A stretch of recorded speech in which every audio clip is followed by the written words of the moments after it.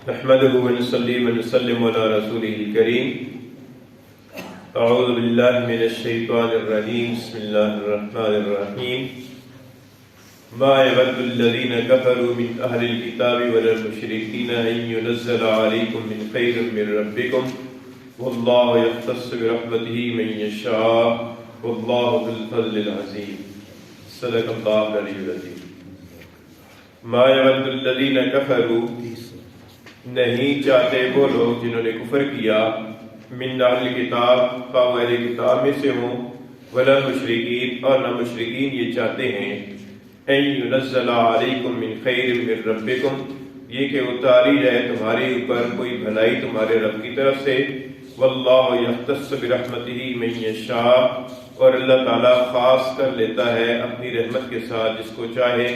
واللہ ذو الفضل العظیم، اور اللہ تعالیٰ بڑے فضل والا ہے۔ پچھلی آیت کریمہ میں ایک گستاخانہ مفہوم والے کلمہ کو کہنے سے منع کیا گیا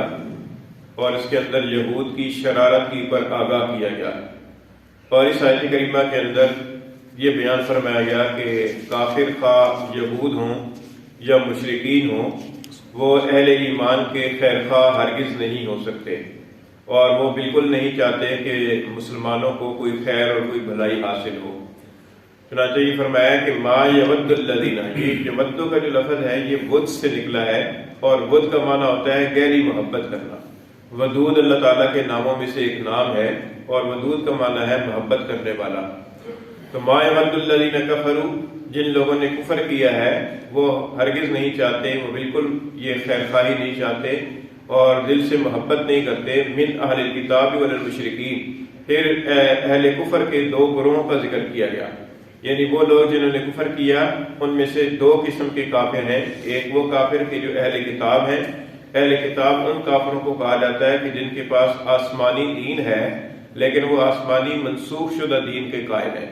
جیسے کہ بعض لوگ حضرت موسیٰ علیہ السلام کی پر ایمان لاتے ہیں اور تورات کو اللہ تعالیٰ کی کتاب مانتے ہیں اور اللہ تعالیٰ کی توحید کے بھی قائل ہیں، آخرت کے بھی قائل ہیں، لیکن وہ حضرت عیسیٰ علیہ السلام پر اور حضور نبی کریم صلی اللہ علیہ وسلم پر ایمان نہیں رکھتے، اور انجیل کو اللہ تعالیٰ کی کتاب نہیں مانتے، قرآن مجید کو اللہ تعالیٰ کی کتاب نہیں مانتے، تو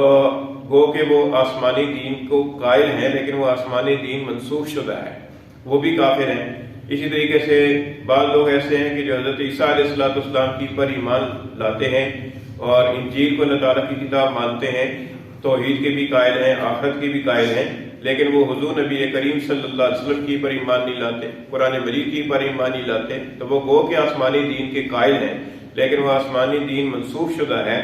اور جو اس کے بعد ناسخ شدہ آسمانی دین آیا ہے اس آسمانی دین کے قائل نہیں ہے، تو لہذا وہ بھی کافر ہیں۔ تو ایک کافر تو وہ ہیں کہ جو آسمانی دین کے قائل ہیں لیکن وہ پہلے کے آسمانی دین کے قائل ہیں، اور جو آخری دین ہے دین اسلام اس کے قائل نہیں ہے، تو وہ بھی کافر ہیں۔ انہیں کافروں کو اہل کتاب کہا جاتا ہے۔ اہل کتاب سے مراد عام طور پر یہود و نصارہ ہیں، اور دوسرے وہ کافر ہیں کہ جو سرے سے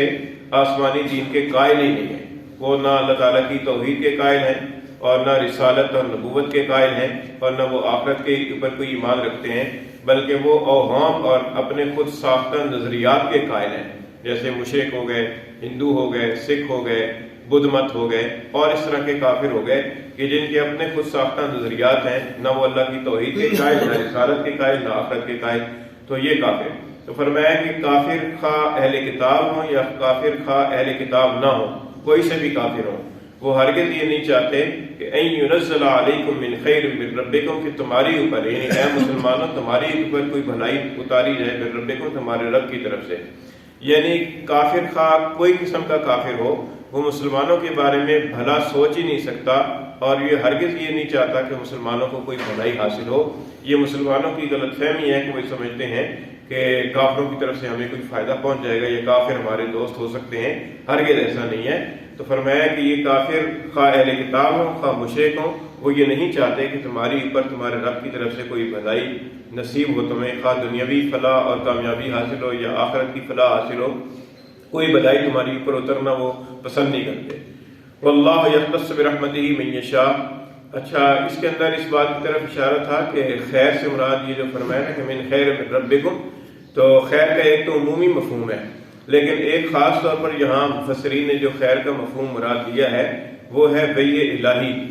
اور یہ کافر جو ہیں وہ یہ نہیں چاہتے کہ تمہاری اوپر اللہ تعالیٰ کی طرف سے کوئی وحی نازل ہو۔ چنانچہ جو اہل کتاب تھے وہ تو اس بات کی تمنا کر رہے تھے اور اس بات کی امید لگائے ہوئے تھے کہ آخری پیغمبر بھی بنی اسرائیل میں سے آئیں گے، اور جب آخری پیغمبر بنی اسماعیل میں سے تشریف لائے تو انہیں حضور صلی اللہ علیہ وسلم کے ساتھ حسد پیدا ہو گئی، اور یہ جو مشرکین مکہ تھے یہ کہتے تھے کہ لولا نزل ھذا القرآن علی رجل من القریتین عظیم، کہ یہ جو قرآن مجید اگر نازل ہونا ہی تھا تو یہ مکہ اور طائف کے جو بڑے بڑے شہر ہیں ان میں سے کسی عظیم آدمی کی پر کیوں نہیں اتارا گیا، کسی بڑے مالدار آدمی کی پر اتارا جاتا۔ حضور اقدس صلی اللہ علیہ وسلم تو یتیم ہیں اور آپ کی پر یہ قرآن کیوں اتارا گیا، تو وہ یہ خیال کر رہے تھے۔ تو فرمایا کہ یہ کافر اہل کتاب ہوں یا مشرک یہ ہرگز نہیں چاہتے کہ تمہاری اوپر اللہ تعالیٰ کی طرف سے کوئی بھلائی نازل ہو۔ واللہ یختص برحمتہ من یشاء، حالانکہ اللہ تعالیٰ تو اپنی رحمت کے ساتھ جس کو چاہتا ہے مخصوص کر لیتا ہے، یعنی اللہ تعالیٰ اپنی نبوت اور رسالت کے لیے جس کو چاہتا ہے مخصوص کر لیتا ہے، جس کو چاہتا ہے اللہ تعالیٰ نبی اور رسول منتخب کر لیتا ہے، یہ تو اللہ تعالیٰ کی انتخاب کی پر ہے، اللہ تعالیٰ کی مشیت کی پر ہے۔ واللہ ذو الفضل العظیم، اور اللہ تعالیٰ بڑے فضل والے ہیں۔ یہاں سے یہ معلوم ہوتا ہے کہ یہ جو نبوت اور رسالت ہے یہ خالصتاً اللہ تعالیٰ کی مشیت کی پر موقوف ہے۔ اللہ تعالیٰ جس کو چاہے رسالت کے لیے منتخب فرما لے، اس کے اندر کسی کی عبادت یا کسی خاص خاندان میں سے ہونے کا کوئی دخل نہیں ہے۔ تو فرمایا کہ اللہ تعالیٰ اپنی رحمت کے ساتھ یعنی نبوت اور پیغمبری کے ساتھ جس کو چاہتا ہے مخصوص کر لیتا ہے، اور اللہ تعالیٰ بڑے فضل والا ہے۔ فرمایا کہ ما یود الذین کفروا من اہل الکتاب ولا المشرکین، نہیں چاہتے وہ لوگ جنہوں نے کفر کیا خواہ وہ اہل کتاب میں سے ہوں، ولا المشرکین، اور نہ مشرک چاہتے ہیں، ان ینزل علیکم من خیر من ربکم، یہ کہ تمہاری اوپر تمہارے رب کی طرف سے کوئی بھلائی اتاری جائے۔ واللہ یختص برحمتہ من یشاء، اور اللہ تعالیٰ اپنی رحمت کے ساتھ جس کو چاہتا ہے مخصوص فرما لیتا ہے۔ واللہ ذو الفضل العظیم، اور اللہ تعالیٰ بڑے فضل والا ہے۔